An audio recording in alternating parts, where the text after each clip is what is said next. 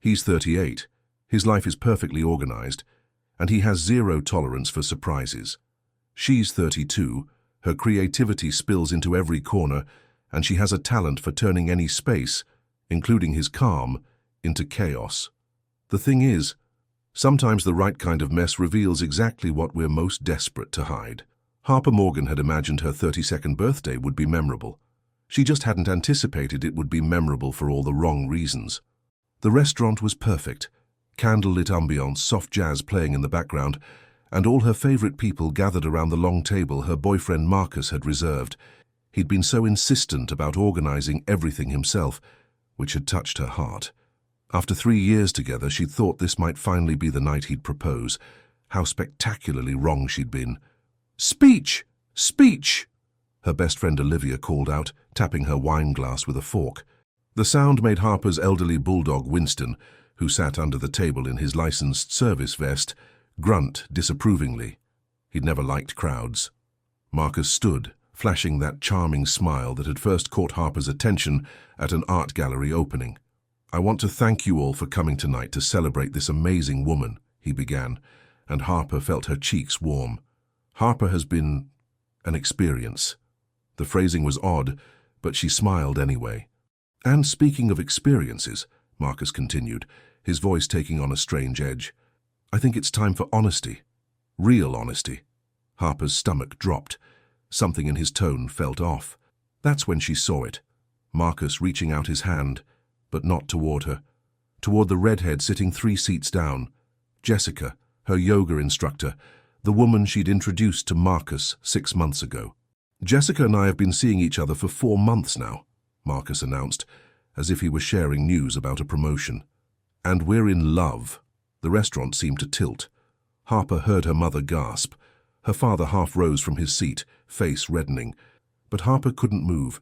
She could only watch, frozen in horror, as Marcus pulled Jessica to her feet and kissed her. Passionately, publicly, at Harper's own birthday dinner. The kiss seemed to last forever, a grotesque performance of betrayal staged before everyone who mattered to her. If this story is touching your heart, show your support. Leave a like, subscribe to the channel, and share it with your friends. Every action helps us keep bringing you new stories full of emotion. Winston barked once, sharp and accusatory. "You're doing this now?" Harper finally found her voice, though it came out barely above a whisper. "Here?" Marcus had the audacity to look annoyed at her interruption. "I wanted to be honest. You're always talking about authenticity in your art, Harper. Well, this is authentic." "You absolute—" her brother started, but Harper held up a hand. She wouldn't cry. Not here. Not in front of these people. Not after he'd already humiliated her so thoroughly. With shaking hands, Harper picked up her purse and Winston's leash. Her fingers brushed against the small potted cactus sitting on the table, her centerpiece brought from home because it had been a gift from her late father. She grabbed it too, needles pricking her palm. "Harper, wait," her mother called. But Harper was already walking, then running. Through the restaurant, past the pitying stares of strangers, out into the cool night air where she could finally breathe. Winston trotted beside her, his breathing labored but loyal. At 14 years old, he wasn't built for running, but he kept pace with her anyway.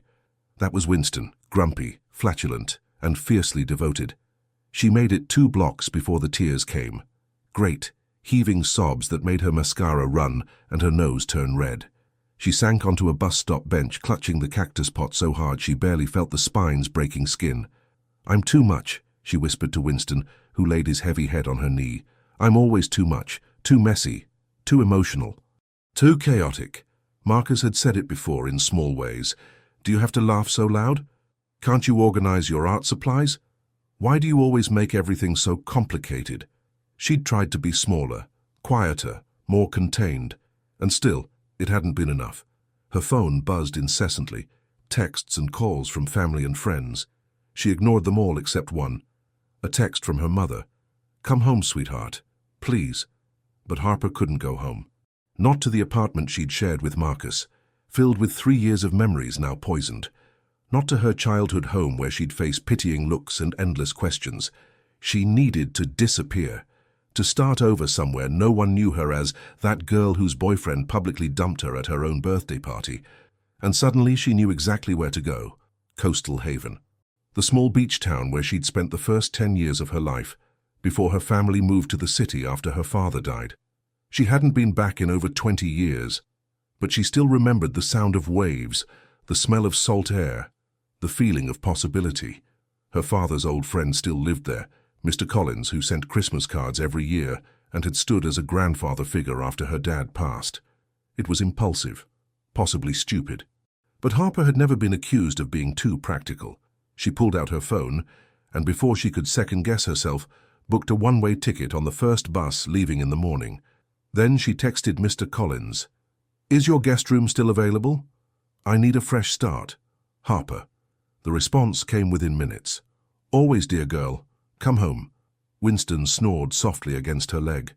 Harper looked down at the cactus in her lap, resilient, prickly, surviving in harsh conditions, just like she would have to be.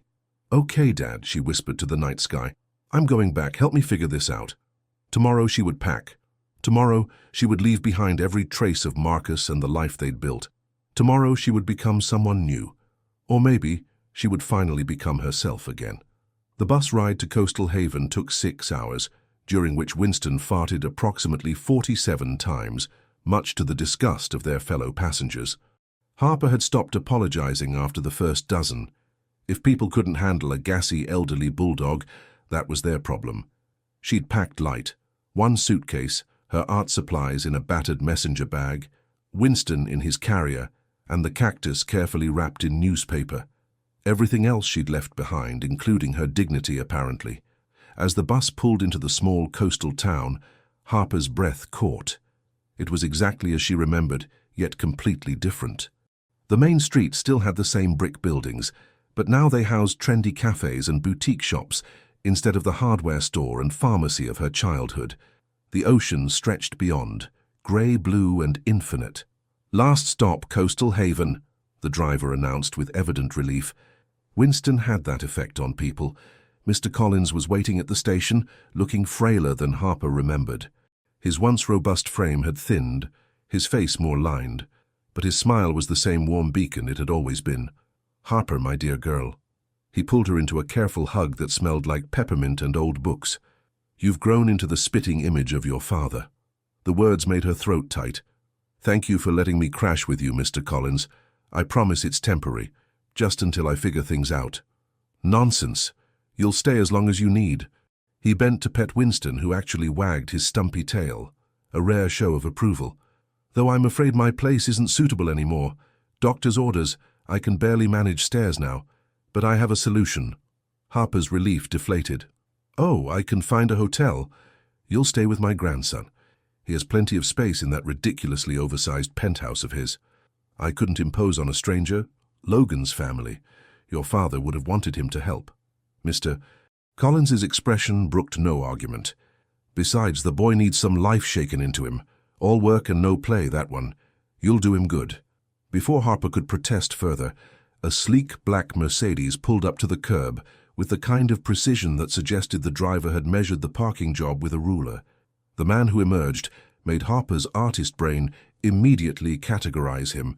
Strong jawline that could cut glass, dark hair immaculately styled, suit that probably cost more than her entire art supply collection, eyes the color of storm clouds, currently narrowed in what appeared to be chronic annoyance. He was objectively gorgeous in that uptight, too perfect to be approachable way, like a sculpture you admired in museums but would never touch. "Grandfather," his voice was deep, controlled. "I was in a meeting." "And now you're not," Mr. Collins replied cheerfully.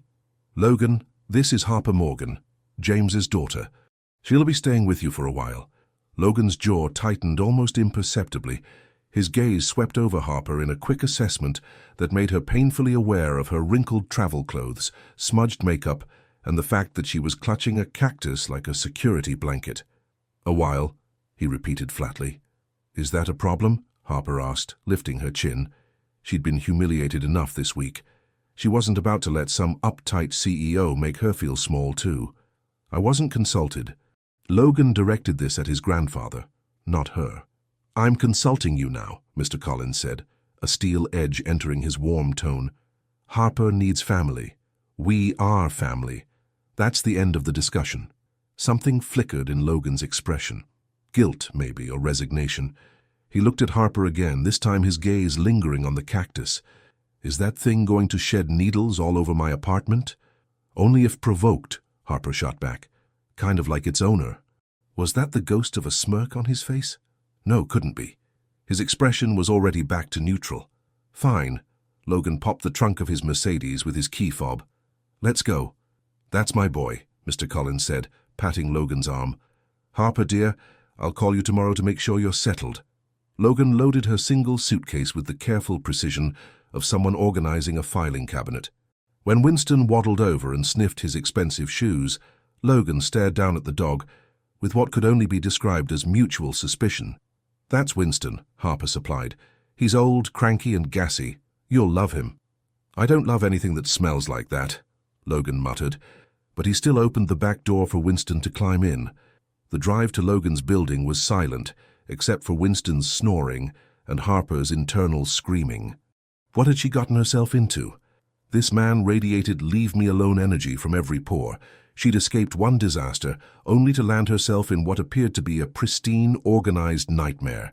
Logan's plenty of space turned out to be a massive penthouse with floor-to-ceiling windows overlooking the ocean. Everything was white, black, or chrome. Minimalist, perfect, sterile. It looked like no one actually lived here. Ground rules, Logan said, setting her suitcase down with geometric precision. I wake at 5 for my workout. No noise before 6. Kitchen is off-limits during meal prep. No items left in common areas. The cleaning service comes Tuesdays and Fridays. Don't interfere with their routine. Harper stared at him. Are you serious right now? Completely. Do you also have a rule about breathing only during designated hours? His eyes narrowed. Mock all you want. Structure creates success. Structure creates constipation, Harper countered. Winston chose that moment to let out a particularly noxious fart. Logan's expression was priceless, somewhere between horror and resignation.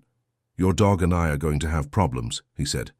Get in line, Harper replied, setting her cactus on his pristine glass coffee table, right behind you. This was going to be a disaster. Harper could feel it in her bones. She just didn't know yet that it would be the best disaster of her life. Logan Collins prided himself on control. His morning alarm went off at precisely 4:47 a.m., 13 minutes before 5, allowing time to naturally wake before his workout. His coffee maker was programmed to brew at 5:15. His gym routine never varied. By 7:30 he was showered, suited, and ready to conquer whatever challenges his empire threw at him. That system had worked flawlessly for 15 years, until Harper Morgan crashed into his life like a hurricane in wrinkled sundress. Day 3 of cohabitation, and Logan was ready to murder either her or himself. He hadn't decided which would be more merciful. The first sign of trouble came at 5:47 a.m. when he returned from his home gym, sweaty and endorphin high, to find his kitchen, his pristine, organized, perfectly calibrated kitchen, transformed into what appeared to be a botanical experiment gone wrong. Plants. Everywhere. Tiny succulents lined the windowsill. A trailing pothos hung from a hook he certainly hadn't installed. 3 herb plants clustered near the sink, and in the center of his marble counter sat that damned cactus, now surrounded by several smaller cacti offspring, like it was building an army. What? Logan said slowly. Is this? Harper emerged from the guest room in oversized pajamas covered in paint splatters, her hair piled in a messy knot that somehow made his fingers itch to touch it, which was absurd. He didn't do messy. Morning, Mr. Grumpy. She was far too cheerful for before 6 a.m. I'm creating a succulent sanctuary. Plants improve air quality and mood. You look like you could use both. I look. Logan bit back the retort. I specifically said no items in common areas. Plants aren't items, they're living beings. Also, I made coffee. She gestured to his coffee maker, which was currently brewing something that definitely wasn't his usual dark roast. It's a cinnamon vanilla blend. You're welcome. Logan stared at the coffee maker like it had betrayed him. I have a system. You have a problem, Harper corrected, grabbing a mug, one of his matching white ceramic set, and pouring the offensive cinnamon coffee. Live a little, Logan. Try something new. The way she said his name, casual and teasing, did something strange to his chest. He ignored it. I'll try something new when you try respecting boundaries. I'll respect boundaries when you try smiling. Seriously, do you ever relax? She took a sip of coffee, closing her eyes in apparent bliss. That's good. You should try it. I'm not drinking cinnamon coffee. Suit yourself, Mr. Mandon. Mr. what? Mandon. It's Spanish for bossy. She grinned at him over the rim of her mug. Fits, don't you think? Before Logan could respond, Winston waddled into the kitchen, assessed the situation, and promptly urinated on the leg of Logan's designer bar stool. Winston, no! Harper lunged for the dog, but the damage was done. Logan closed his eyes and counted to 10, then to 20, then to 30. I am so sorry, Harper said, grabbing paper towels. He's old. His bladder isn't what it used to be. I'll clean it immediately. You know what? Fine, great, fantastic. Logan grabbed his briefcase. I have a meeting. Try not to burn down my apartment while I'm gone. Can't promise anything, Harper called after him. I'm making breakfast later. From Harper's perspective, Logan Collins was the most uptight human being she'd ever encountered, and she'd once dated an accountant who color-coded his sock drawer. But here was the problem. He was also unfairly attractive, especially when he got all stern and bossy, jaw clenching, eyes flashing. It made her want to mess with him more, just to see what would break that perfect control. Also, the man looked obscene in workout clothes. She'd caught a glimpse of him returning from his gym this morning, compression shirt clinging to muscles that clearly got a lot of use, shorts showing off legs that had no business being that well defined. Harper had nearly dropped her coffee mug. Down, girl, she muttered to herself, scrubbing at the bar stool. He's basically a robot, a very handsome, infuriating robot. Winston looked up at her with zero remorse. You did that on purpose, didn't you? You don't like him either. Winston farted in response. Harper spent the day unpacking, arranging her art supplies in the guest room, and trying not to feel like she was intruding on a museum exhibit. Everything in Logan's apartment had a place. Everything matched. It was deeply unsettling. By evening, she decided to make a peace offering. Dinner. Nothing fancy, just pasta with homemade marinara, garlic bread, and a salad. Normal people food. Logan arrived home at exactly 6:47 p.m., still in his suit, phone pressed to his ear. No, tell them we need the revised projections by Monday. Yes, Monday. That's not my problem. Make it happen. He ended the call, loosened his tie, and finally noticed Harper in the kitchen. What are you doing? Cooking. It's this thing humans do to sustain life. In my kitchen. It's just pasta, Logan, not a hostile takeover. She stirred the sauce, which was bubbling nicely. Consider it a thank you for letting me stay here. Something in his expression softened just slightly. You don't have to thank me. My grandfather asked, so you're stuck with me. I know. Harper tried to keep her voice light. Story of my life, really. Being the person someone's stuck with. Logan was quiet for a long moment. When she glanced over, he was watching her with an intensity that made her skin warm. I didn't mean it like that, he said quietly. Sure you didn't. Harper forced a smile and reached for the wine bottle she'd opened to add to the sauce. Want some? It's cheap red, so it probably doesn't meet your standards, but I'll take some. Harper poured 2 glasses, surprised. As she handed him one, their fingers brushed. The contact sent an unexpected jolt through her system.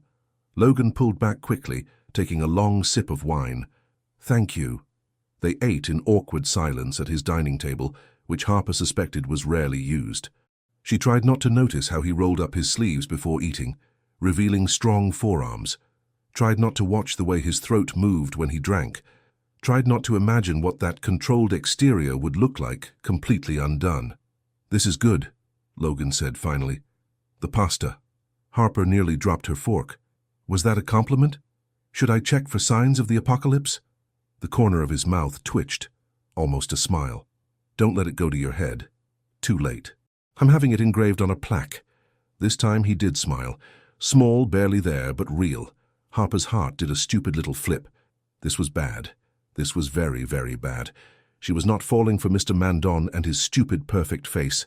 Absolutely not. Logan had a problem, and her name was Harper Morgan. It had been a week since she'd invaded his perfectly ordered existence, and he found himself thinking about her at the most inconvenient times. During board meetings, while reviewing contracts, at 2 a.m.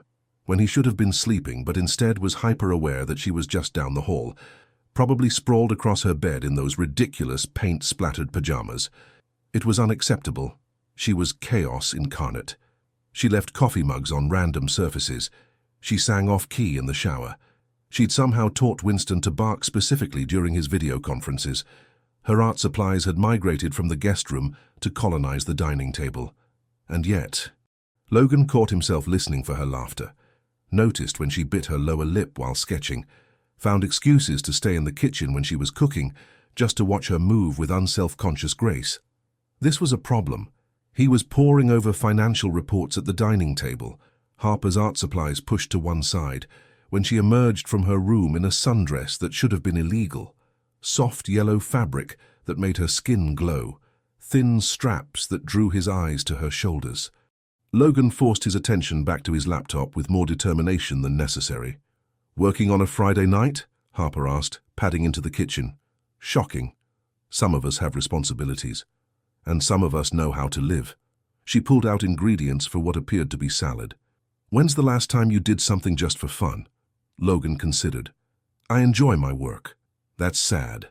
That's genuinely sad." Harper started chopping vegetables with the confidence of someone who'd never used a cutting board properly. "You need a hobby, something that's not work or working out." "I'm perfectly satisfied with my life," said every person in denial ever. Logan glared at his spreadsheet, trying to ignore how the evening light caught in her hair. "Some of us prefer structure over chaos, and some of us prefer living over existing." Harper reached for the wine bottle on the counter, the same cheap red from earlier in the week. "Want some? I'm having some." "I'm working." "That's a no then." She poured herself a generous glass and turned, gesturing animatedly with her free hand. "You know what your problem is." The hand holding the wine glass swung out. Time slowed. Logan watched, helpless, as red wine arced through the air in a perfect crimson trajectory, directly toward his white dress shirt.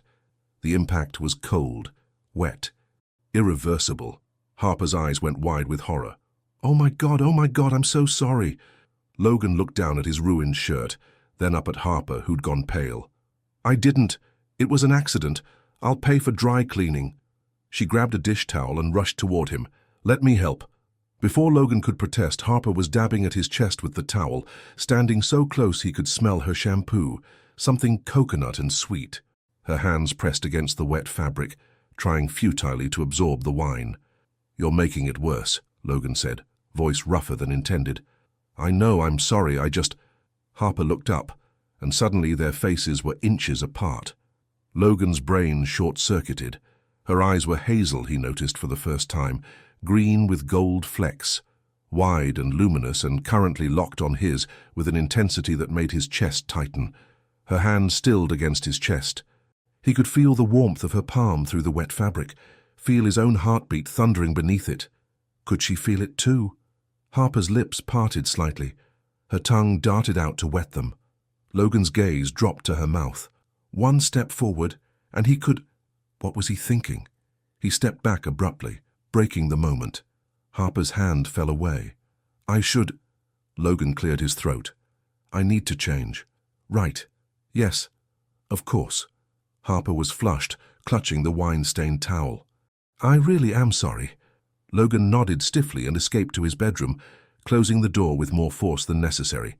He stripped off the ruined shirt with shaking hands, tossing it toward the hamper. What the hell was wrong with him? This was his grandfather's dying friend's daughter, a woman recovering from heartbreak, a woman under his protection, a woman who made him feel things he had no business feeling. Logan pressed his palms against the dresser, staring at his reflection in the mirror above it. His jaw was clenched so tight it hurt. His pupils were dilated. He looked like a man on the edge of control. Unacceptable. In the living room, Harper collapsed onto the couch, wineglass abandoned on the coffee table next to her faithful cactus. "What?" she whispered to Winston, who'd waddled over to investigate. "Was that?" The moment their eyes had met, something had shifted. The air had changed, charged with electricity that made her skin tingle. She'd been painfully aware of every point of contact, her hand on his chest, the heat of his body, the way his breath had hitched, and his eyes. God, his eyes. They'd dropped to her mouth with an intensity that had made her knees weak. For one breathless second, she'd thought he might kiss her. For one terrifying second, she'd wanted him to. "No," Harper said firmly to Winston. "Absolutely not. We are not doing this. He's uptight and controlling and completely wrong for me. This is just proximity and rebound feelings, and maybe a little bit of sexual frustration because he looks like that in workout clothes." Winston tilted his head skeptically. "Okay, a lot of sexual frustration, but that doesn't mean anything." Harper grabbed a throw pillow and pressed it against her face. "I just escaped one disaster. I'm not diving into another one." Even as she said it, she knew she was lying to herself. Something had changed tonight. Some invisible line had been crossed, and Harper had no idea how to uncross it. When Logan finally emerged 20 minutes later in a casual t-shirt and jeans, she'd never seen him in jeans before, he wouldn't quite meet her eyes. "I'm ordering takeout," he said, voice carefully neutral. "Ty okay?" "Perfect." They ate in front of the TV, maintaining a careful distance, neither acknowledging what had almost happened. But Harper noticed the way Logan's gaze kept drifting to her when he thought she wasn't looking. And he noticed the way her breath caught when their hands accidentally brushed, reaching for the remote. The apartment felt smaller somehow, the air thicker. It was going to be a long night, and an even longer week ahead. 3 weeks into their cohabitation, Logan had developed several new habits he refused to acknowledge as habits. He started brewing Harper's ridiculous cinnamon coffee alongside his dark roast. He found himself scheduling morning meetings for 9 a.m. instead of 7 a.m., which gave him an extra hour to have breakfast with her. Not that he'd admit that was the reason. He'd stopped complaining about Winston's snoring during video calls, because Harper's delighted laughter when it happened was worth the embarrassment. He was, Logan realized with growing horror, becoming domesticated. "Taste this," Harper demanded, appearing at his side while he reviewed contracts at the kitchen counter. She held up a wooden spoon, loaded with something that smelled incredible. "I'm working." "You're always working. Open." She waved the spoon in front of his face. Logan sighed and opened his mouth. The flavors hit his tongue. Rich tomato, garlic, herbs he couldn't name. It was possibly the best thing he'd ever tasted. "Well?"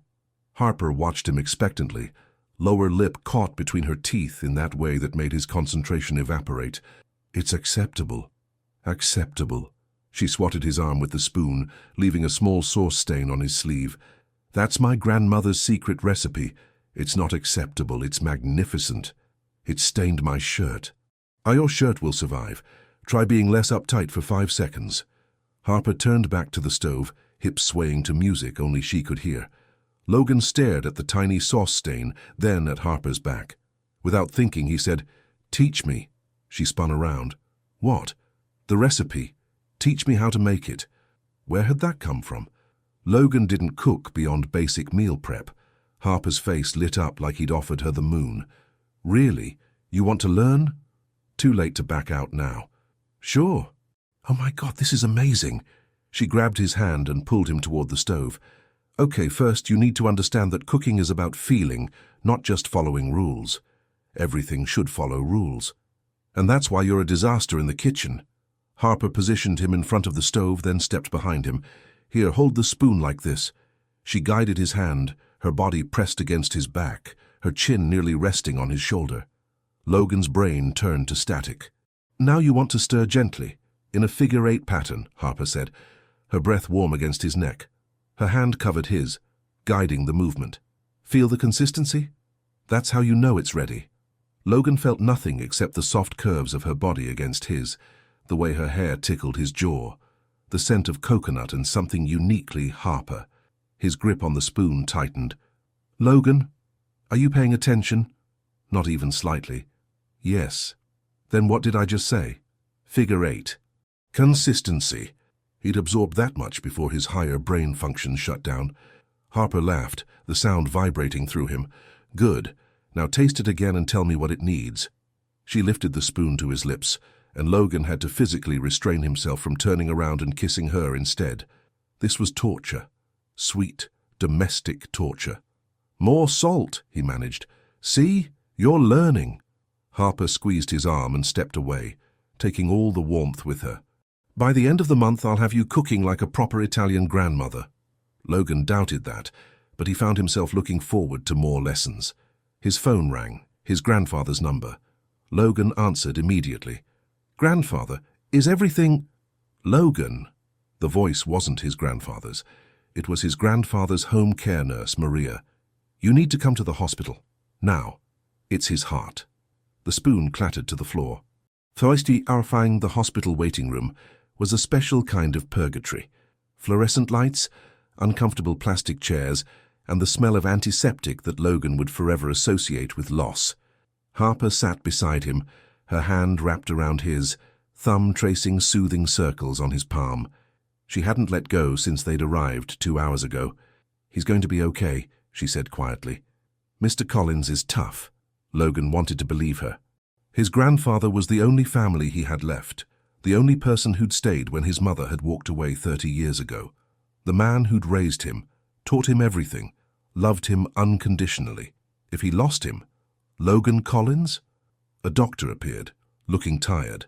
Logan shot to his feet, Harper rising with him. "How is he?" "Stable.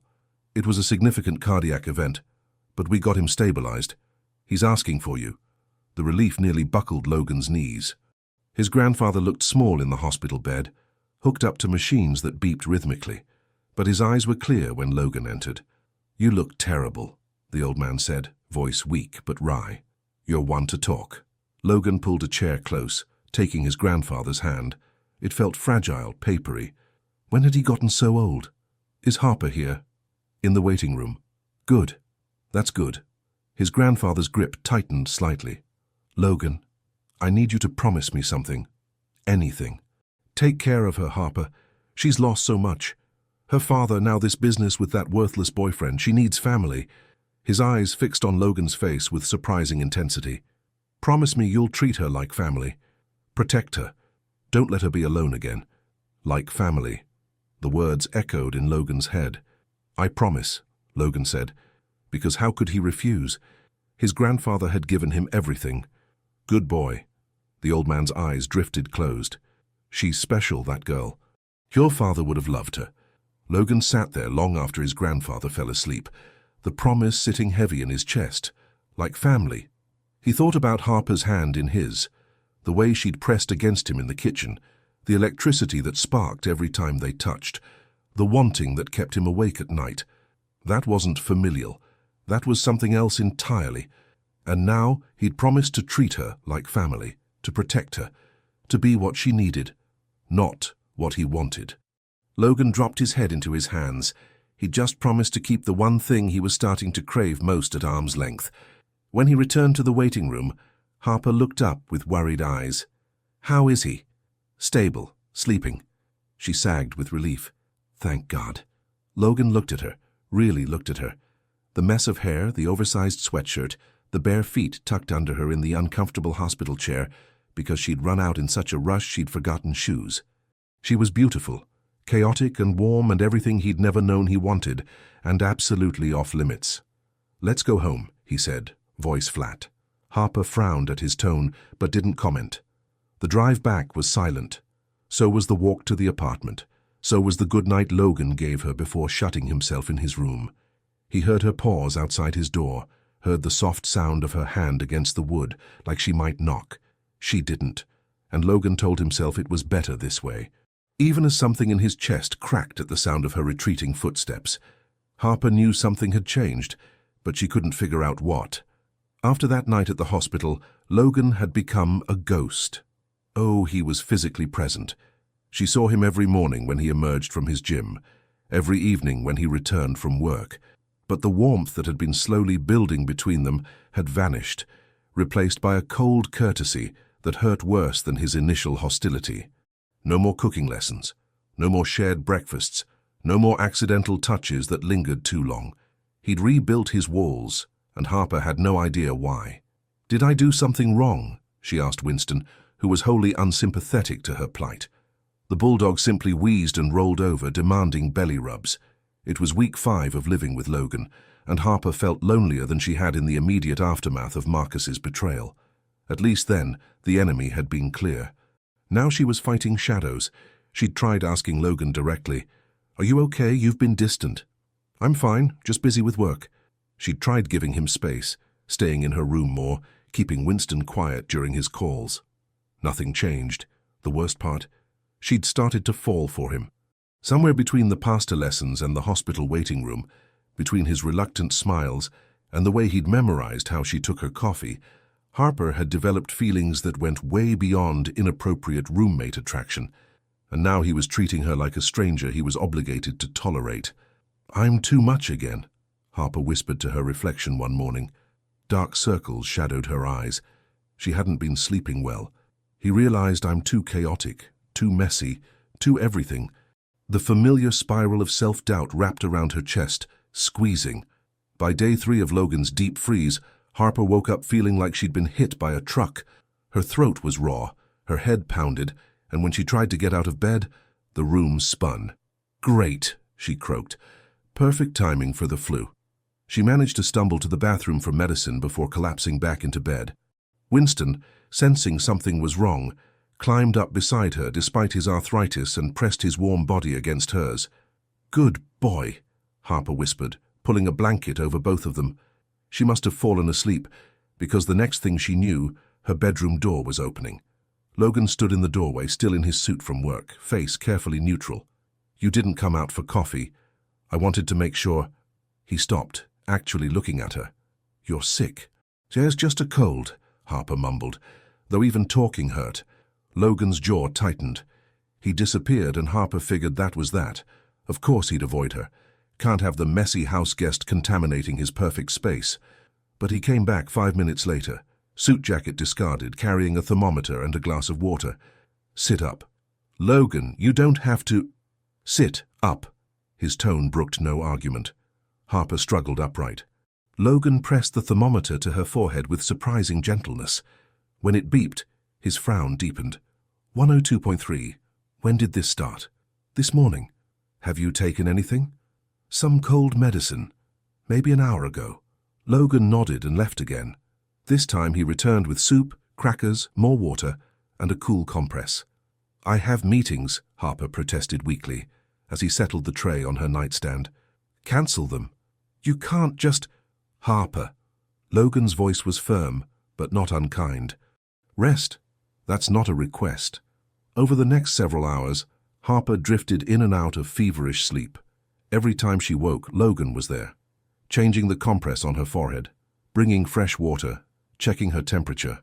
Once she surfaced to find him sitting in the chair beside her bed, laptop balanced on his knees, working quietly while Winston snored at his feet.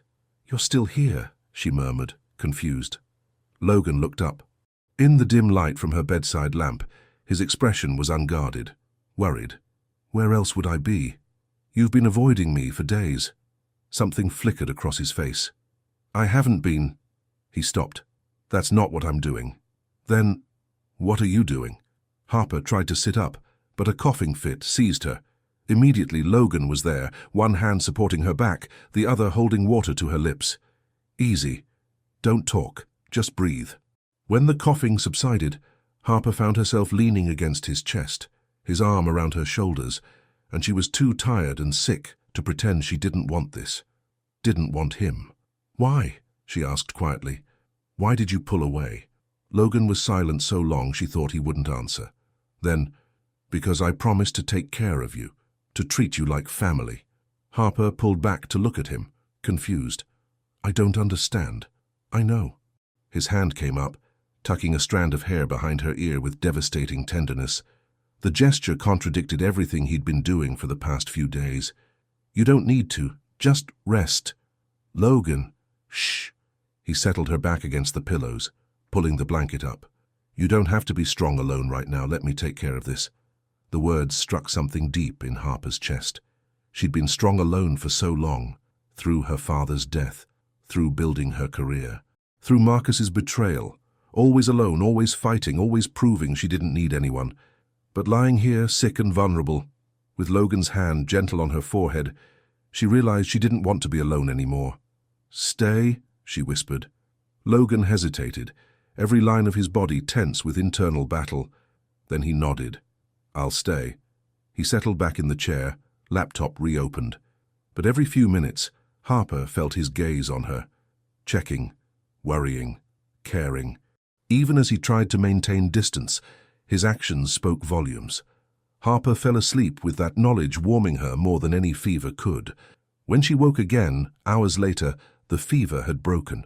Logan was still there, now asleep in the chair, head tilted at an angle that would definitely give him neck pain. His laptop had slid onto the floor. Winston had moved to sleep across Logan's feet. In sleep, Logan's face lost its harsh control. He looked younger, vulnerable, beautiful. Harper's heart clenched. She was in so much trouble. Because somewhere between the cold distance and the gentle care, between the promise he'd made and the feelings he was fighting, Harper had fallen completely, irreversibly in love with Logan Collins, and she had no idea what to do about it. Recovery from the flu was apparently an excuse for Logan to become a tyrant. "You're supposed to stay in bed," he said, appearing in the living room doorway where Harper had relocated with her sketchpad and Winston. "I've been in bed for 3 days. I'm going stir-crazy." Doctor said rest. "I am resting, on the couch," which is restful. Harper gestured at her setup, blankets, pillows, tea, and approximately 17 different snacks Logan had arranged on the coffee table. "See? Very restful." Logan's jaw did that tightening thing that Harper had learned, meant he was trying not to smile. "You're impossible. And you're bossy. We've established this." She patted the couch beside her. "Sit. Tell me about your day. I've been isolated from human interaction. You talked to my grandfather for an hour this morning. That's different. He tells me embarrassing stories about you as a child." Harper grinned. "Did you really cry when your pet goldfish died and insist on having a funeral with a eulogy?" Logan's ears turned slightly red. "I was 7. You wore a tiny suit. My grandfather talks too much." But he sat down on the opposite end of the couch, maintaining careful distance. Always careful distance now. Harper had spent 3 days delirious with fever, but she remembered fragments. Logan's hand on her forehead, his voice low and soothing, telling her to rest. The way he'd stayed in that uncomfortable chair for hours. The walls he immediately rebuilt the moment she started feeling better. "Tell me about your big project," Harper said, tucking her feet under her blanket. "The one that has you working until midnight every night."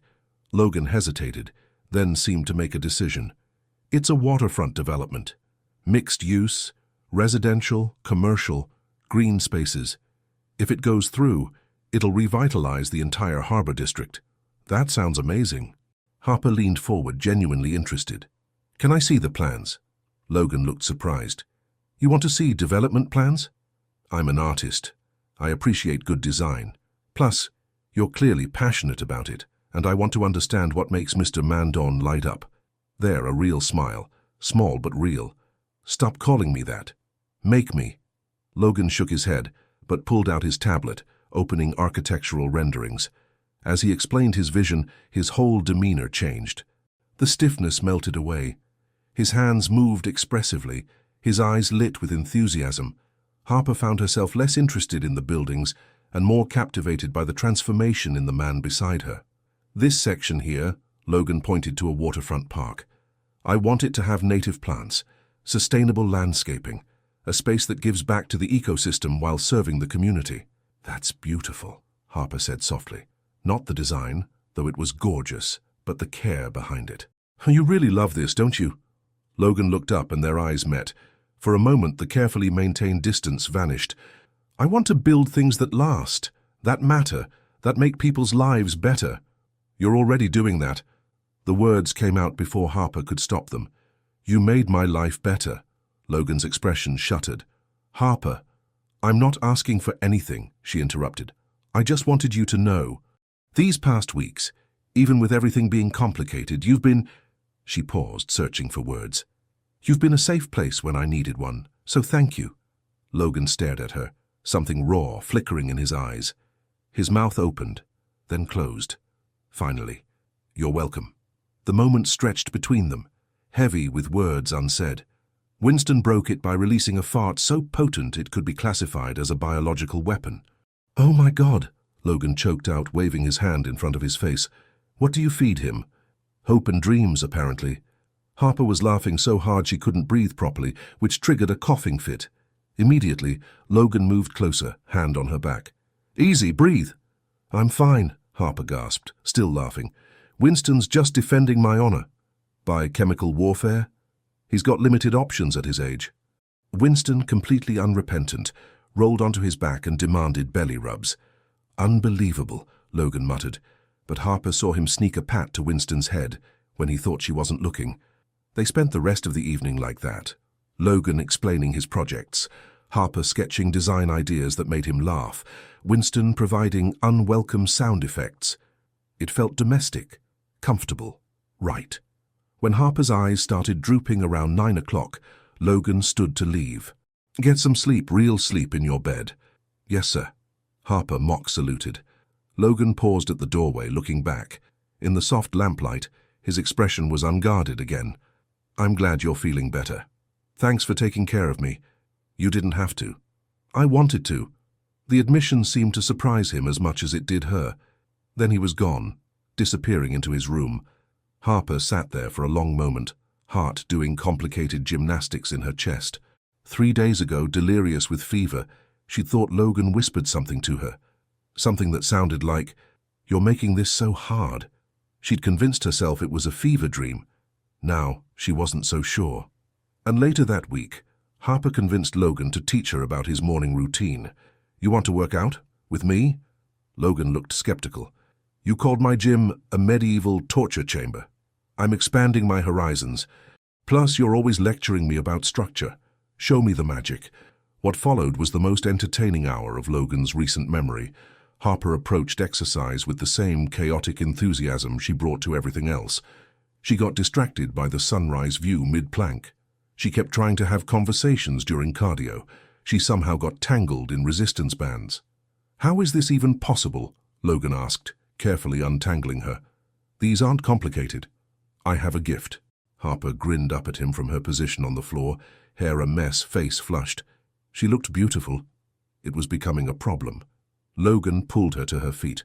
"Come on, I'll show you proper form on the weights." He positioned himself behind her, hands guiding her arms. It was too similar to the cooking lesson. His heart rate, which had finally calmed from his workout, kicked back up. "Like this?" Harper asked, and he could hear the smile in her voice. "Exactly like that." His voice came out rougher than intended. When they finished, Harper collapsed dramatically on his pristine gym mat. "I'm dying. This is what dying feels like." "You did 15 minutes. 15 minutes of hell." But she was laughing. "How do you do this every day?" "Discipline, structure, control." "That sounds exhausting." Harper sat up, serious now. "Don't you ever want to just let go?" Logan looked at her, really looked at her, sweaty, disheveled, completely uncontrolled. Everything he usually avoided, everything he was starting to crave. "Sometimes," he admitted quietly. "Sometimes I do." Harper's breath caught, their eyes held. "Logan," his phone rang. Work. Always work. Logan grabbed it like a lifeline, stepping away from the moment, from the wanting, from the dangerous territory they kept approaching. But as he took the call, he felt Harper's eyes on him, and he knew she knew. The question was, what were they going to do about it? Harper had developed a new project, organizing documents for Mr. Collins. The old man, now recovering at home with strict doctor's orders, had asked her to sort through years of paperwork stored in boxes at Logan's apartment. "I don't know why he kept all this at your place," Harper said one evening, surrounded by file folders on the living room floor. Logan's pristine apartment looked like a paper explosion had occurred. "He moved some things here when he downsized last year," Logan explained, stepping carefully around her organized chaos. "I was supposed to go through it. Never found the time." Shocking. The man who works 80-hour weeks didn't have time for personal projects. Harper held up a yellowed photograph. "Is this you? Oh my God, you had the chunkiest cheeks." Logan snatched the photo. "I was too." "You were adorable." "What happened?" "Hilarious." But he was almost smiling as he headed to the kitchen. Harper returned to sorting, creating piles by category. Financial documents, personal letters, old photos. It was tedious work, but she didn't mind. It felt good to be useful, to have a purpose beyond moping about her complicated feelings for her host. 2 hours later, Logan returned from a late call to find Harper still working, though her movements had slowed. Papers were spread across every surface, and she was squinting at a document like it might make sense if she just focused hard enough. "It's past midnight," Logan said. "Almost done. Just need to—" Harper yawned widely. "Finish this section. You've been working for 4 hours. So have you." She gestured at his laptop bag. "Don't be a hypocrite." Logan couldn't argue with that. 10 more minutes, then bed." "Yes, Dad," Harper muttered, but there was affection in her voice. 30 minutes later, Logan emerged from his bedroom to get water and found Harper still in the living room.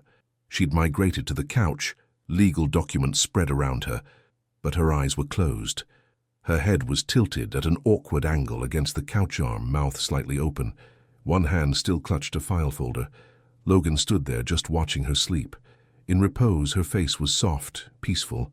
The worry lines that sometimes appeared between her eyebrows when she thought he wasn't looking, they were gone now. She'd been working so hard lately, helping his grandfather, trying to establish her freelance design business, keeping the apartment manageable despite her natural chaos, trying not to burden anyone, trying to be less of herself, Logan realized with a pang.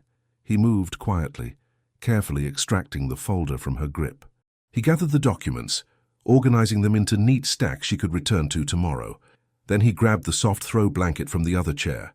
Harper stirred as he draped it over her, mumbling something incoherent. Logan froze, but she didn't wake, just burrowed deeper into the couch cushions. He should leave, should go to bed, should maintain the distance he'd been trying so desperately to keep.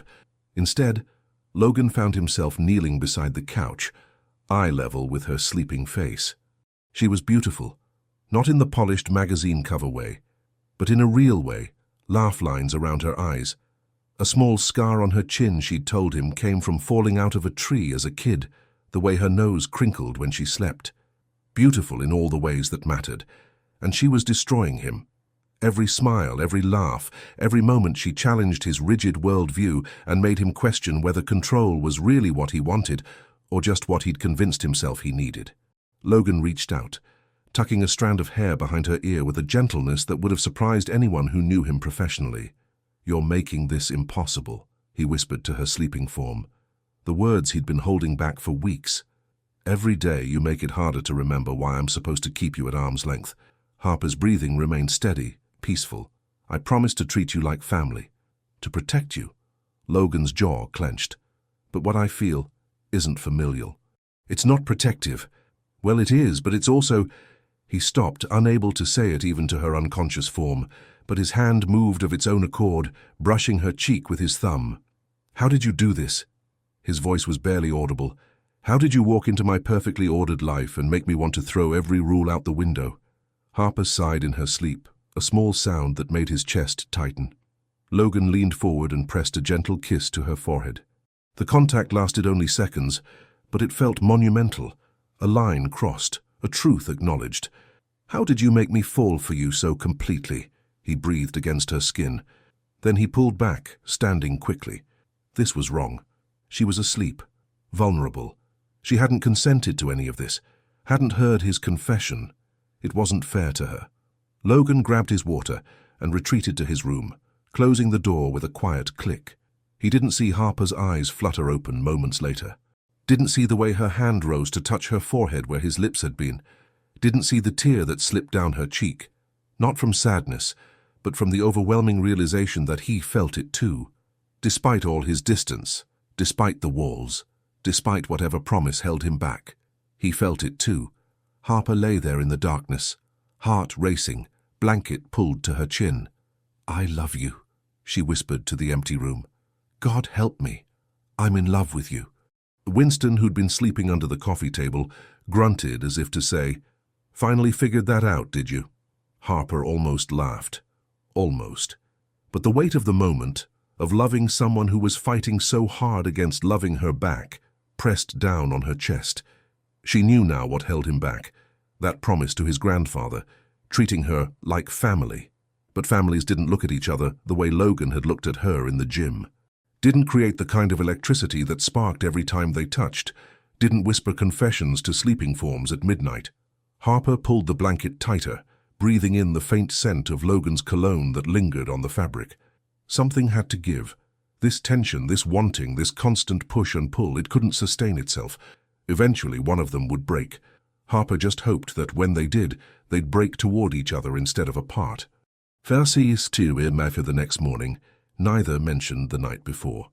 Logan was already gone when Harper woke, a fresh pot of cinnamon coffee waiting in the kitchen. Beside the coffee maker sat a single note in his precise handwriting. "You work too hard. Take today off. L." Harper held the note like it was made of gold. Such a small gesture. Such a Logan gesture. Caring disguised as commanding. She tucked the note into her sketchbook, pressing it between blank pages. Someday, she told herself, someday she'd tell him she'd heard everything. But not yet. Not until he was ready to say it to her face. Until then, she'd hold on to that whispered confession in the dark, a secret promise that maybe, just maybe, they had a chance. Harper was having a good morning. She'd finished a freelance design project. Winston hadn't destroyed anything in 48 hours, and Logan had actually laughed, really laughed, at breakfast when she'd told him about the time she accidentally dyed her hair green in college. Then Marcus showed up at the door holding roses, and her good morning evaporated. Harper. He looked different, thinner, tired. His usually perfect hair was disheveled. "Please, just 5 minutes." "How did you find me?" Harper's hand tightened on the doorframe, blocking entry. "Your mom, I've been calling everyone. Harper, I need to apologize, really apologize. You humiliated me at my own birthday party. I think we're past apologies." I know I'm a complete asshole." Marcus's eyes were red-rimmed. Had he been crying? "I've been in therapy. Real therapy. Working on my issues, my fear of commitment, the way I sabotaged our relationship." Harper stared at him. This was not the Marcus she knew. That Marcus had been confident to the point of arrogance, never admitted fault, never showed vulnerability.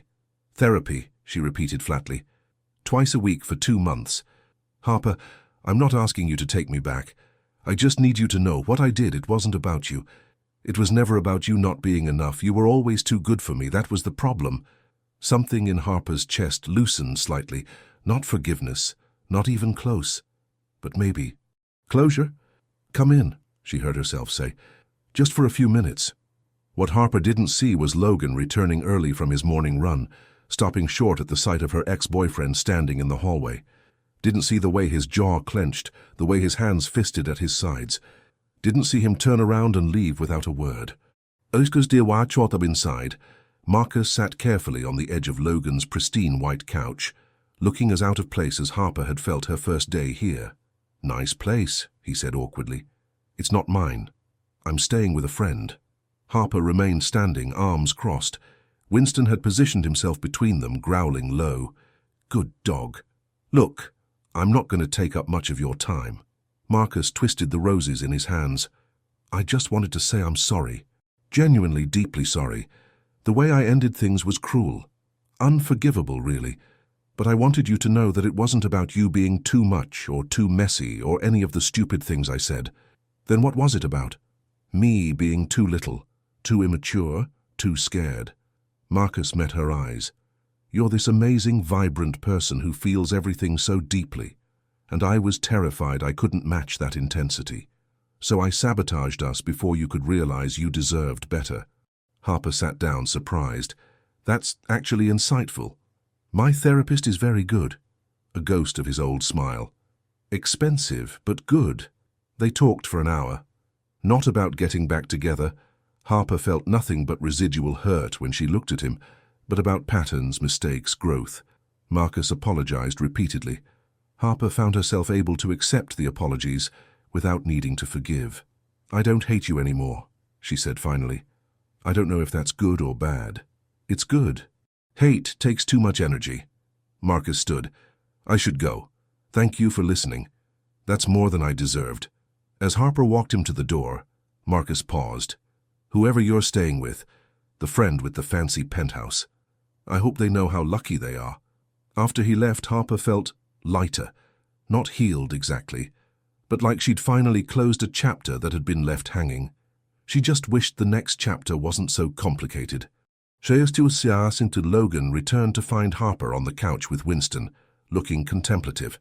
"You're back early," she said. "I thought you had meetings until 6. "Cancelled."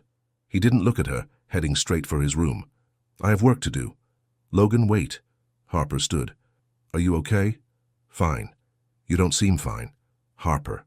His voice was cold in a way she hadn't heard since the first week. "I said I'm fine. Drop it." He disappeared into his room, door closing with finality. Harper stood there, confused and hurt. What had she done? Things had been getting better, warmer, and now he was back to acting like she was an inconvenient obligation. Her phone buzzed. A text from Logan's best friend Derek, whom she'd met briefly last week. "Logan's at my place. Thought you should know. He's being an idiot." Harper frowned.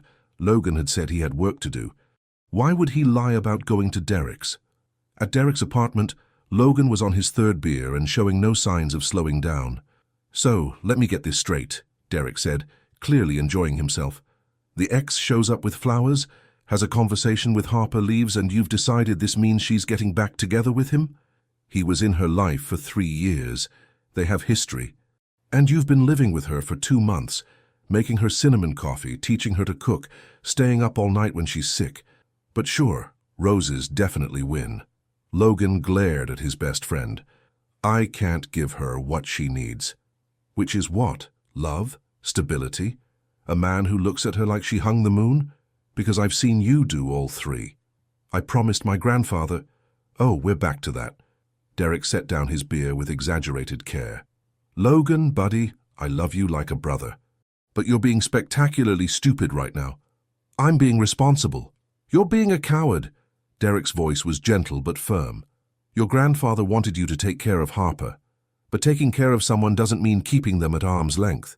It means being there, supporting them, maybe even loving them when they need it. It's not that simple."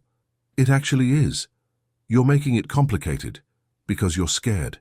Derek leaned forward. "You're terrified that if you let yourself love her, she'll leave. Like your mum did, like everyone does." Logan flinched.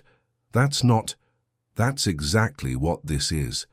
You're so busy protecting yourself from potential hurt that you're guaranteeing it. Because if you keep pushing Harper away, eventually she will leave. And it won't be because she wanted to. It'll be because you forced her out." The words hit Logan like a physical blow. "You're in love with her," Derek continued relentlessly.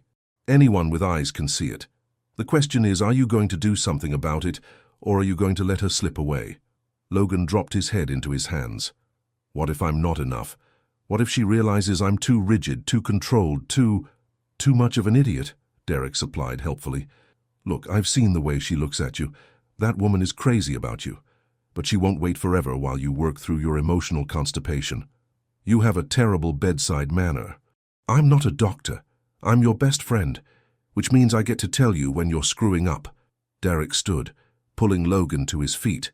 "Go home. Talk to her. Tell her how you feel. Stop being noble and start being honest." Logan wanted to. God, he wanted to. But the image of Marcus with those roses, of Harper's face when she'd invited him in, it haunted him. "I need to think," Logan said. "No, you need to act, before it's too late." But Logan was already heading for the door. He'd give Harper space, let her figure out what she wanted. It was the right thing to do, the honorable thing, even if it killed him. 3 days of Logan's renewed cold shoulder, and Harper was done trying to figure out what she'd done wrong. She threw herself into organizing Mr. Collins's documents with aggressive efficiency. If Logan wanted space, fine. She'd give him space. She'd finish this project and start looking for her own place. She was sitting cross-legged on the floor, sorting through the last box of papers, when she found it. A property deed. Small plot of land on the waterfront. Owner, James Morgan. Harper's hands started shaking. Her father. This was her father's property, a piece of him she'd never known existed. She scanned the document quickly. The land had been purchased 35 years ago, transferred to a trust in Harper's name when she turned 18. But she'd never known, never been told. Why hadn't her mother mentioned this? Why hadn't Mr. Collins? Harper's thoughts stuttered to a halt as she noticed the date on the attached assessment form. 3 weeks ago. Property evaluated for potential commercial development. signature at the bottom, Logan Collins. The air left her lungs in a rush. Logan had known. For 3 weeks he'd known about this property and hadn't said a word.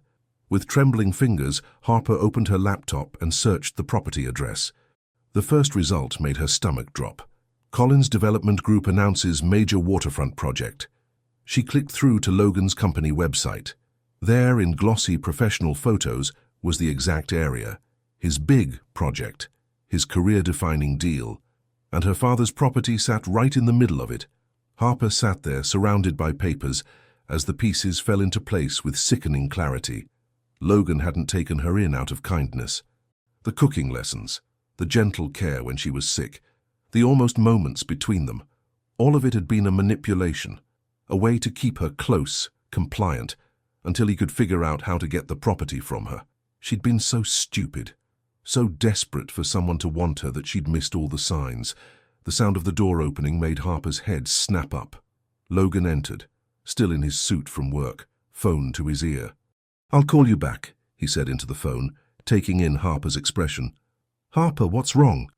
When were you going to tell me?" Her voice came out surprisingly steady. "Tell you what?" Harper held up the deed. "About this, about my father's property." Logan's face went carefully blank. "Harper, you knew. For 3 weeks, you knew I owned land my father left me, and you said nothing." She stood, papers clenched in her fist. "This is the property you need for your development project, isn't it?"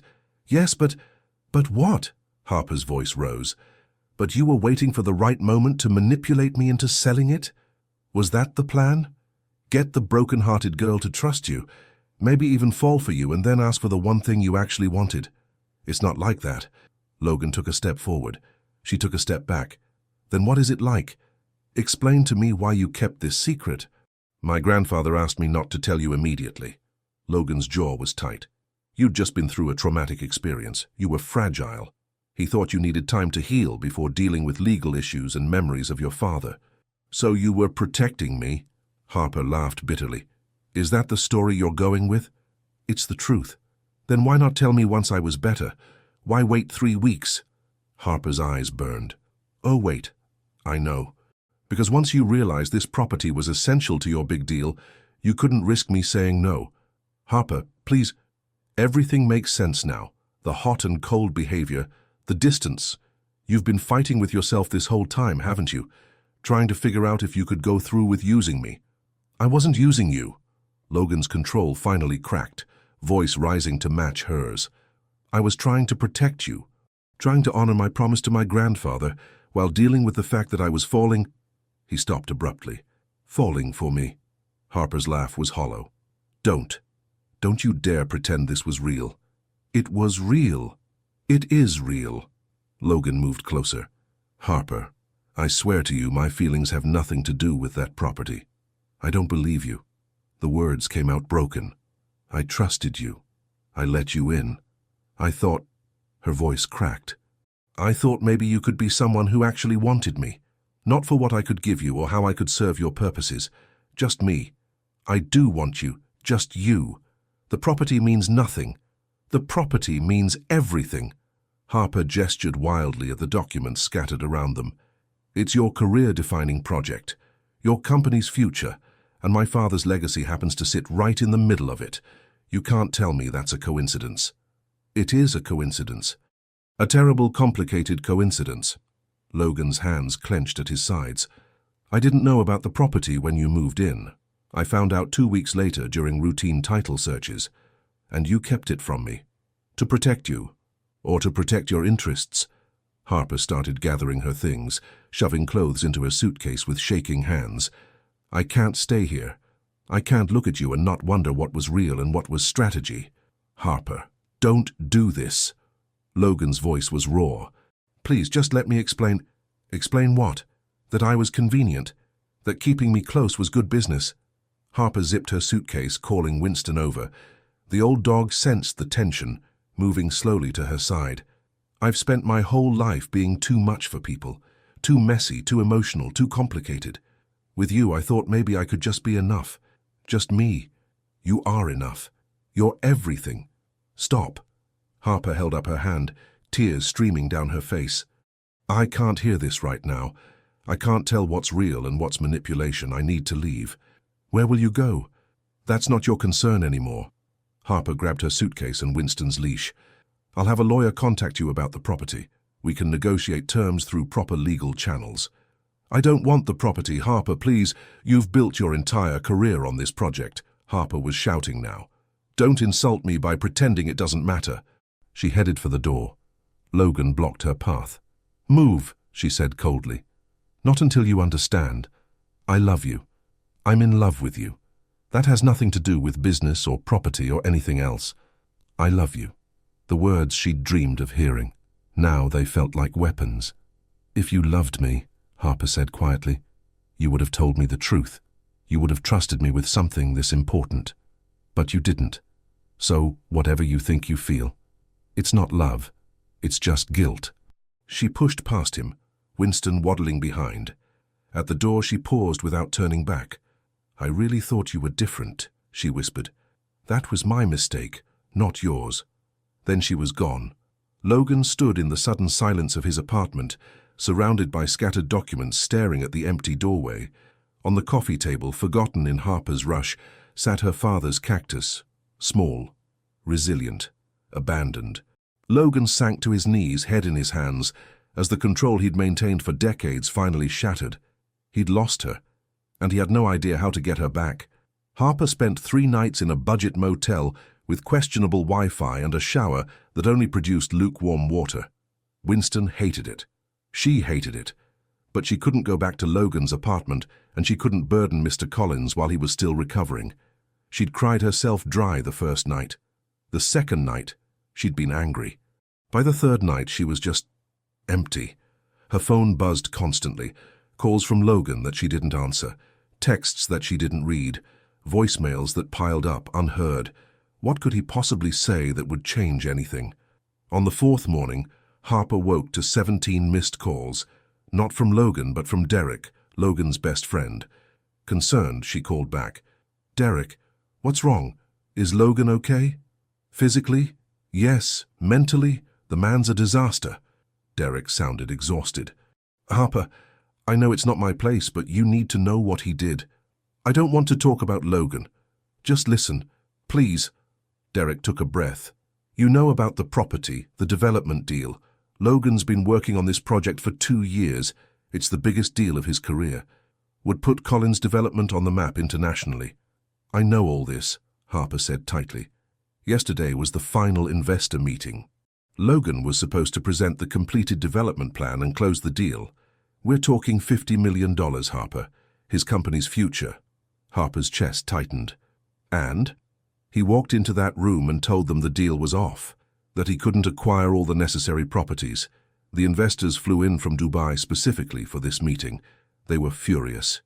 Harper sat down heavily on the bed. What? He refused the deal, walked away from everything. When I asked him why the hell he'd just torpedoed his own career, you know what he said? Derek's voice softened. He said, I can't build my success on destroying what matters to the woman I love. Tears pricked Harper's eyes. He said that? Word for word. Then he locked himself in his office and started drafting a letter to you. Something about signing over his portion of the family trust so you'd have full control over your father's property, no strings attached. Harper pressed her hand to her mouth, unable to speak. I'm not telling you this to manipulate you, Derek continued.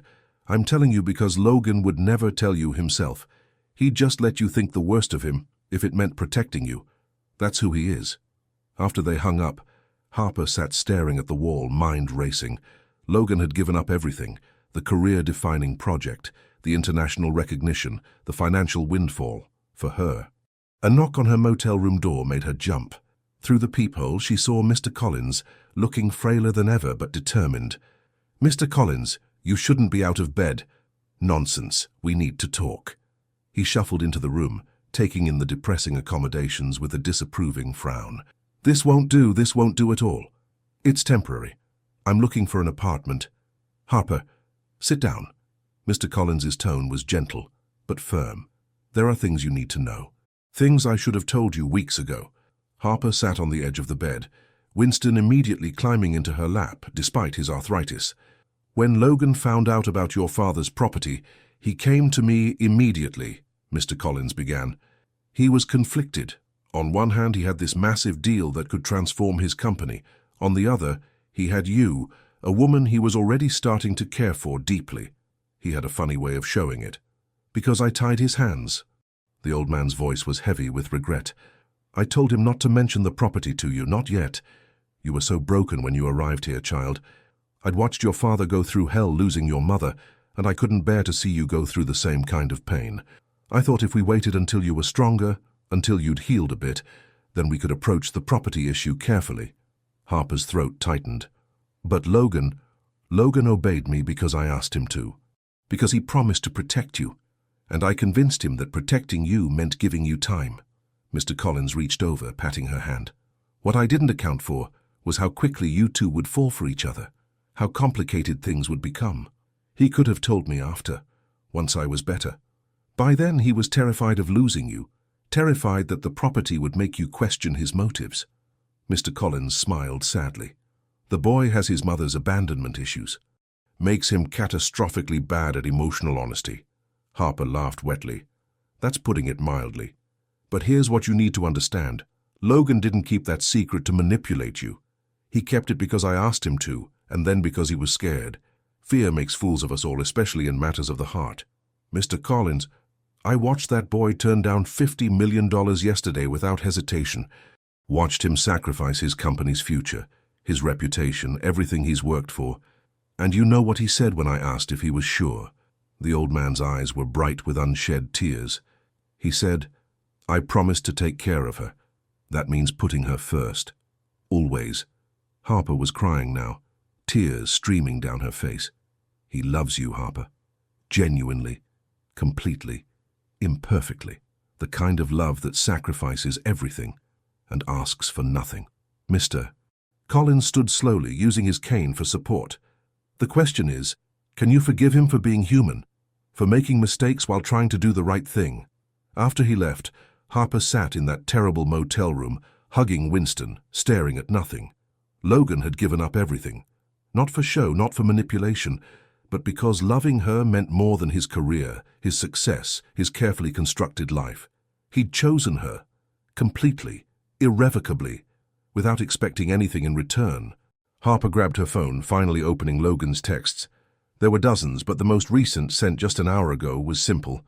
I signed the paperwork. The property is entirely yours, no conditions. Do with it whatever you wish. I'm sorry I didn't tell you sooner. I'm sorry I hurt you. You deserved honesty and I failed you. I hope someday you can forgive me. You don't owe me anything. Not forgiveness, not understanding, nothing. I just needed you to know. Loving you was never a mistake. It was the only thing I got right. L. Harper read it 3 times, each word carving deeper into her heart. Then she grabbed her keys. It was time to go home, and this time she was going to tell Logan Collins exactly how she felt. It was raining when Harper arrived at Logan's building. Of course it was, because apparently her life had decided to become a romantic comedy cliché. She was soaked by the time she reached his door, hair plastered to her face, clothes dripping on the expensive hallway carpet. Winston shook himself, spraying water everywhere.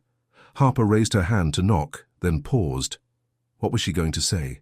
She'd rehearsed a dozen speeches on the drive over, but now standing here all of them felt inadequate. Before she could decide, the door opened.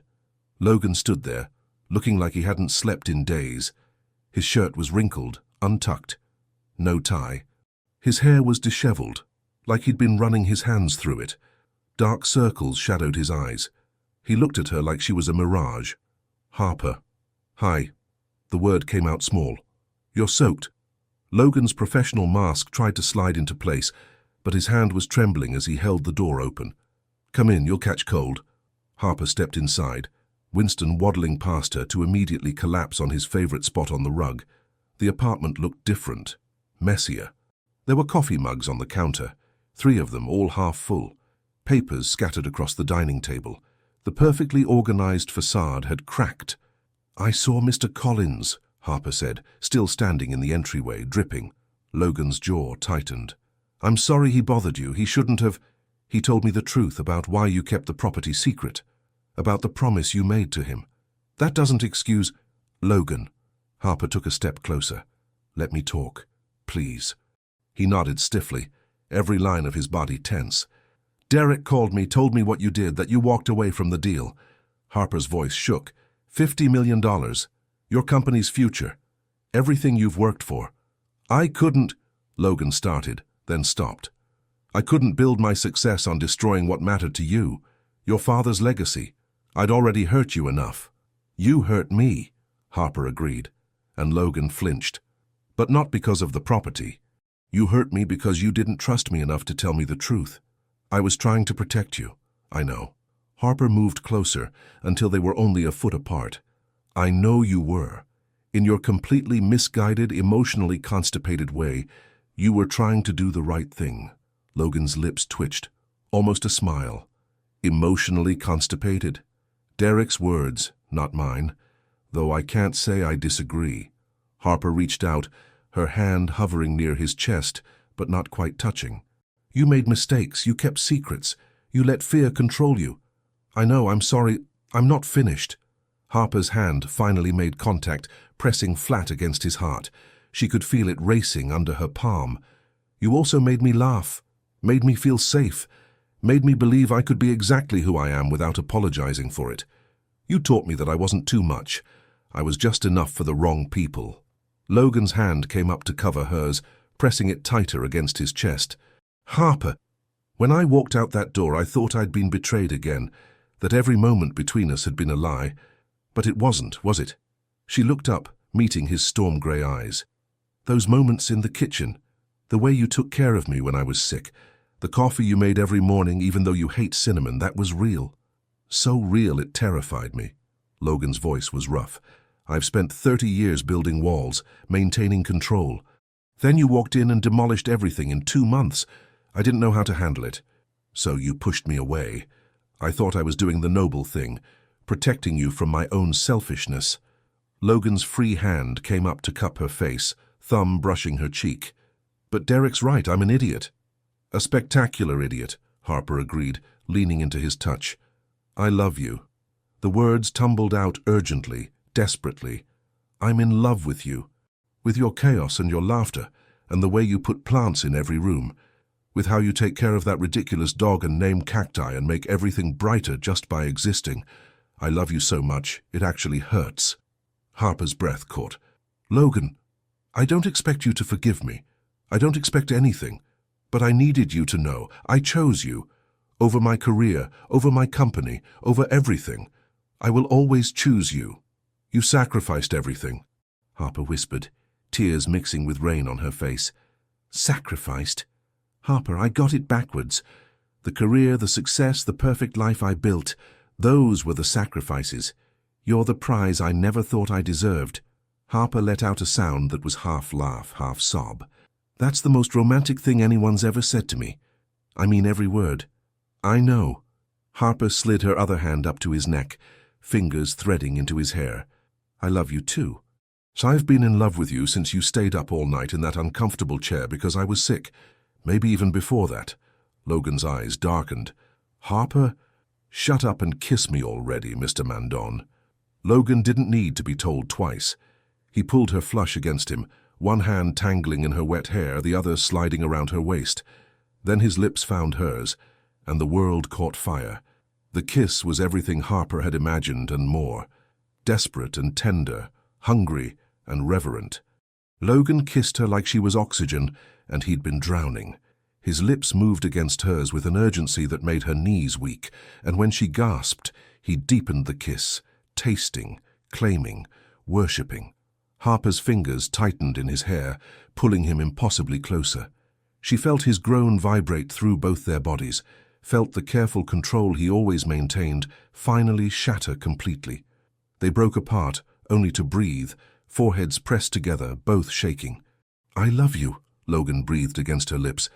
Say it again, please. I love you. Harper punctuated each word with a kiss. I love you. I love you. Logan captured her mouth again, this time lifting her off her feet. She wrapped her legs around his waist instinctively, and he pressed her against the door, the kiss turning deeper, more intense.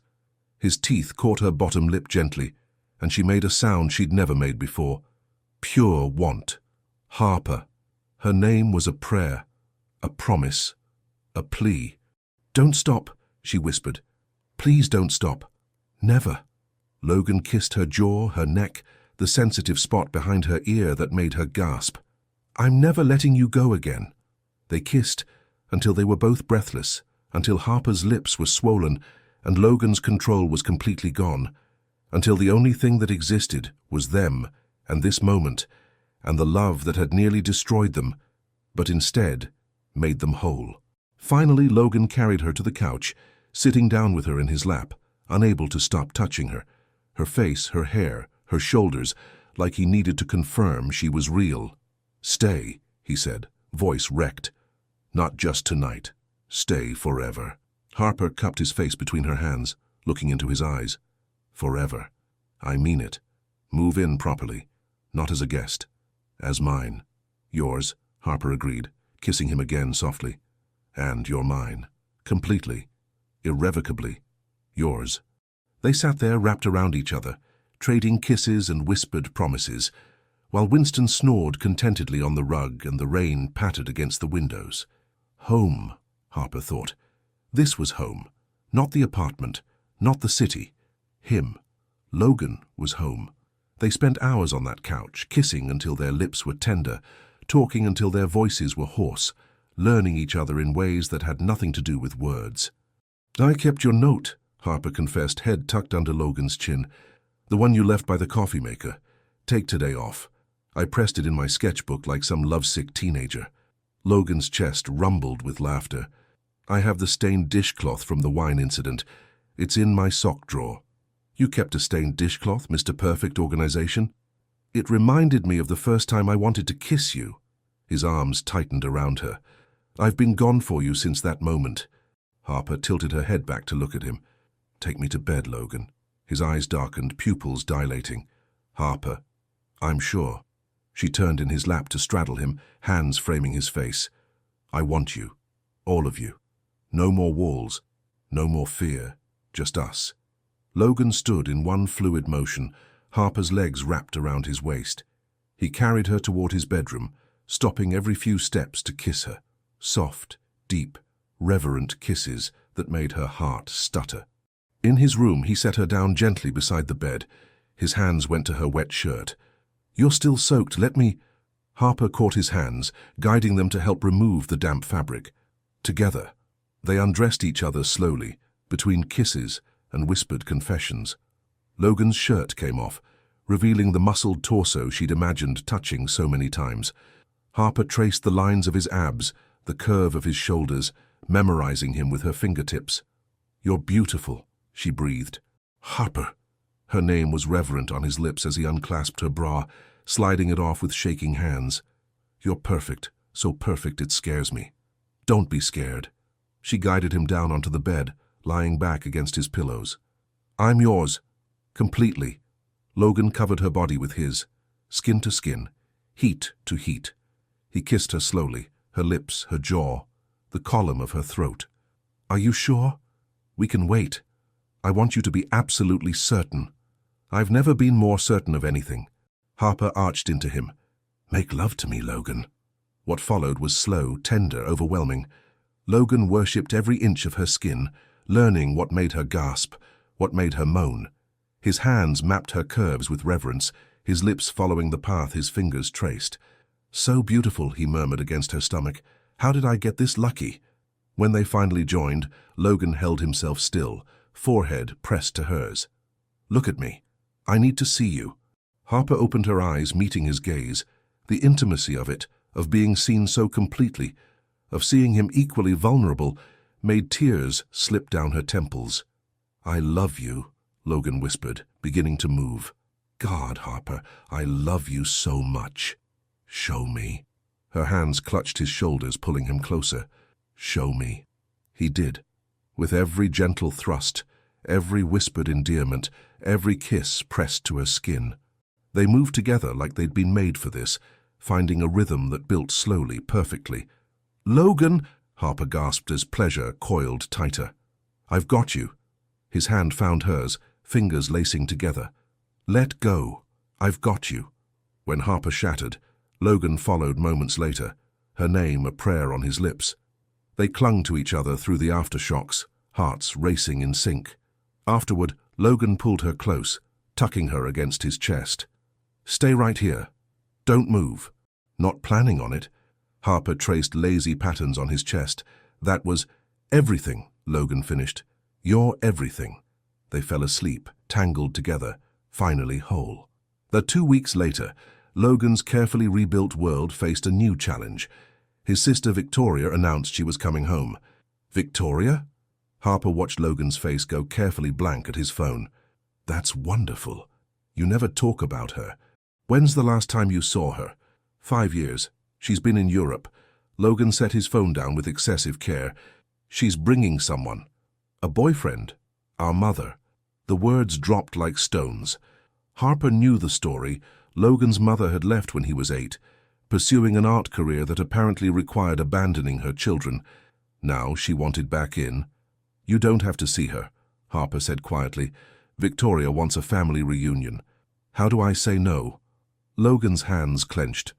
"How do I explain that the woman who walked out on us doesn't get to waltz back in because it's convenient?" When Victoria arrived 3 days later, she was a whirlwind of energy, tall, elegant, with Logan's eyes and an artist's soul that immediately connected with Harper. Their mother, Patricia, was smaller, older, nervously hovering. The dinner was excruciating. Logan was police, but distant, every word measured. Victoria tried too hard to play mediator. Patricia kept apologizing, tears streaming down her face. "I was young and selfish," Patricia said.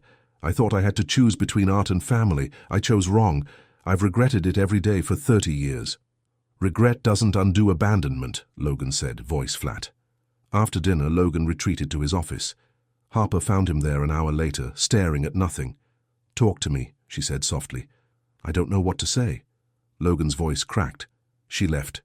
She chose her career over us. And now she wants forgiveness. Like 30 years of absence can be erased with tears and apologies." Harper knelt in front of him, taking his hands. "You don't have to forgive her. You don't owe her anything." "Then why do I feel guilty for being angry?" "Because you have a good heart. Because despite everything, part of you still remembers being 8 years old and wondering why you weren't enough to make her stay." Logan's eyes filled with tears. "I built my whole life around control because I never wanted to feel that powerless again, that abandoned." "I know." Harper pressed her forehead to his. "But you're not alone in this. You don't have to carry it by yourself. Let me help. Let me be strong for you this time." Logan pulled her into his lap, burying his face in her neck. "I don't know how to do this. We'll figure it out together." Harper held him as his shoulders shook, as 30 years of pain finally found release. "You're allowed to hurt. You're allowed to be angry. And you're allowed to take all the time you need." Over the next week, Logan had several painful conversations with his mother. Harper stayed close, a steady presence. Slowly, Logan began to let go of the weight he'd carried. "I don't know if I can forgive her completely," he told Harper one night. "But maybe I can let go of the anger. Maybe that's enough." "That's more than enough," Harper assured him.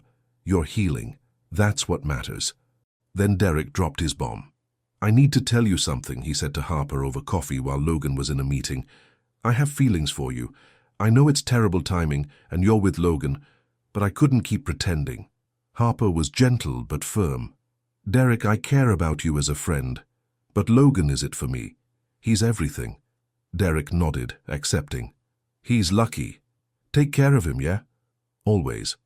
The final surprise came from Mr. Collins. "I'm updating my will," the old man announced at Sunday dinner. "Logan inherits the company, but with a condition." Logan tensed. "What condition?" "You can only assume full control if you prove you've learned to balance work and life." Mr. Collins smiled at Harper. "Harper will serve as consultant of life balance for 6 months, with veto power over major business decisions." "Grandfather," Logan started. "It's final." The old man's tone was firm. "Harper, you'll make sure my grandson actually lives, not just works." Harper and Logan shared a look. "This is going to be interesting," Harper said. Logan squeezed her hand under the table. "With you, everything is interesting." Working side by side transformed them. Harper vetoed a merger that would have required year-round travel. Logan taught her business strategy. She taught him work-life balance. They argued, laughed, and built something beautiful together. One evening, reviewing contracts in bed, Logan set his laptop aside and pulled Harper close. "Thank you," he said simply. "For what?" "For barreling into my life, for refusing to let me hide, for loving me even when I'm an emotional disaster." Harper kissed him softly. "Thank you for being worth the chaos." They made love again, slower this time, savoring every touch, every kiss, every whispered promise. Afterward, Logan said, "Marry me." Harper's heart stopped. "What? Not now. Not yet. But someday. When you're ready. Marry me, let me spend the rest of my life making you happy." "Yes," Harper whispered. "Someday. Absolutely yes."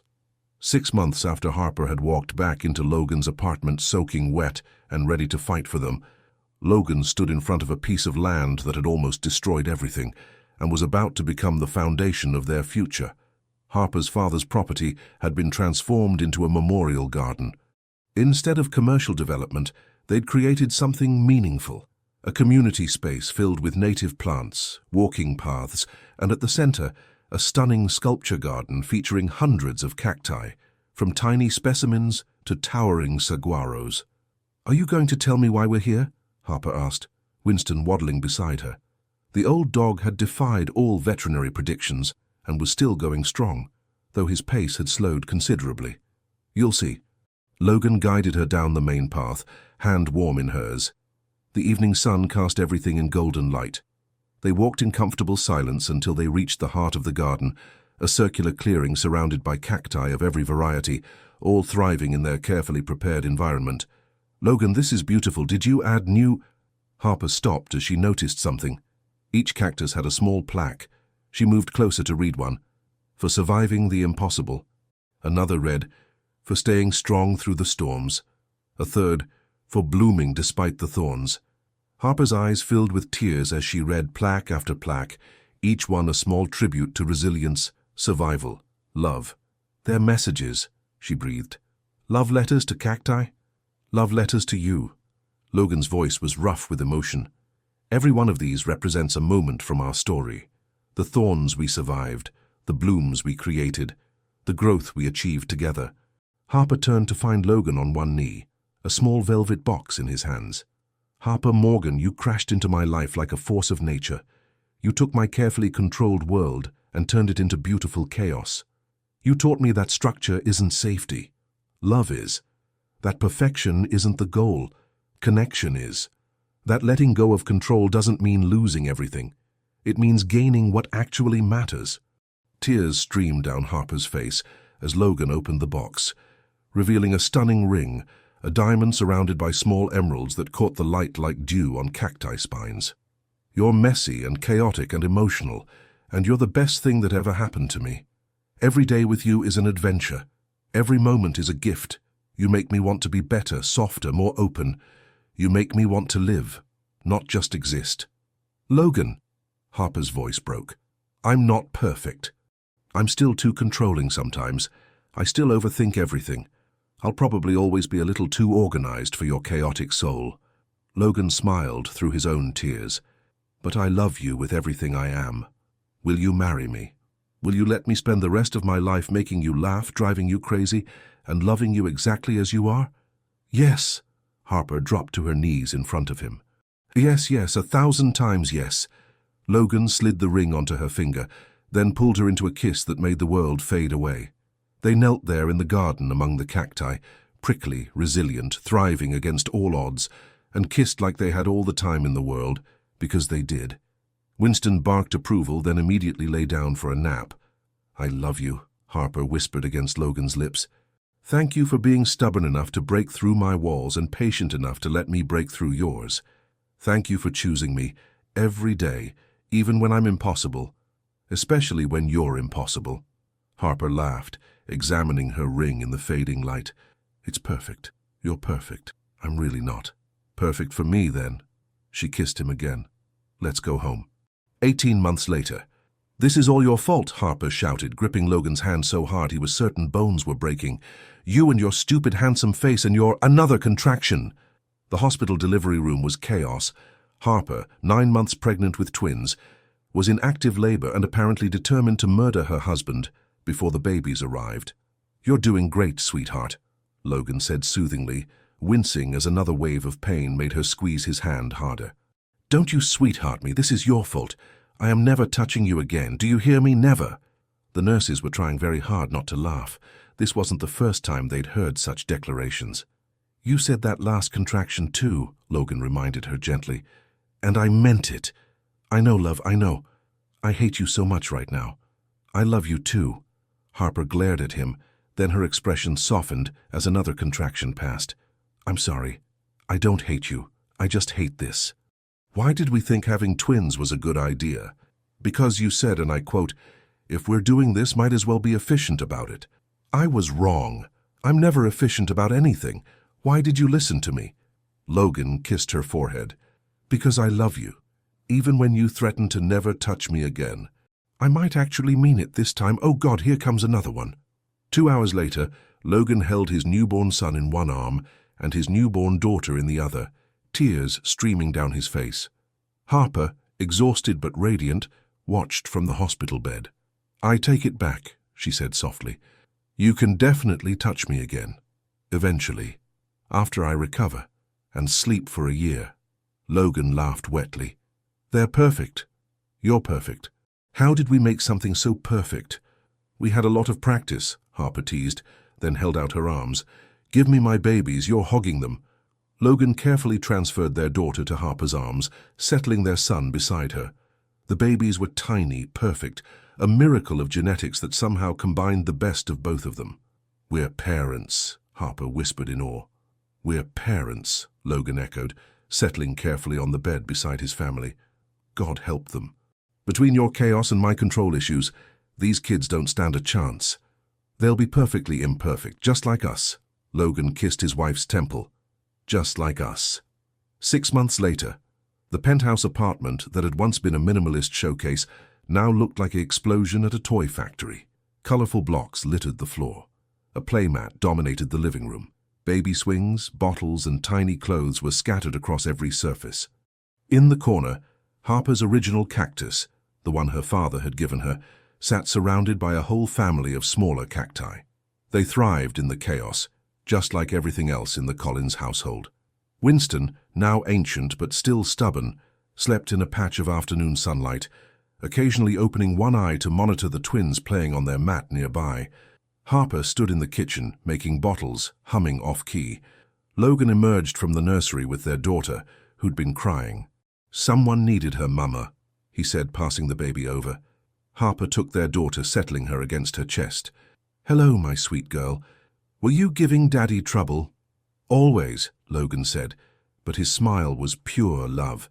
He wrapped his arms around both of them. "Our son is finally asleep. We have approximately 20 minutes before chaos resumes." 20 whole minutes? What shall we do with such luxury? Harper teased. Logan's answer was to kiss her, soft and deep and full of promise. When they broke apart, both were smiling. "I love you," Harper said. "Thank you for being brave enough to let me in. Thank you for being stubborn enough not to give up on me." Logan touched his forehead to hers.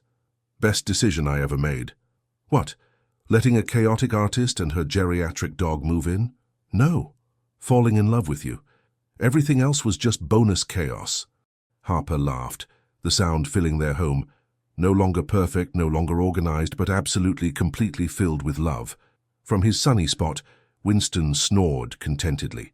The cacti bloomed, and the Collins family, beautifully messy and perfectly imperfect, lived there happily ever after, one chaotic, love-filled day at a time. Leave your comment and share this story with someone special. It truly helps us keep bringing new stories to you. And if you want to follow every chapter of this emotional journey, subscribe to the channel and turn on the notification bell. Your support makes all the difference.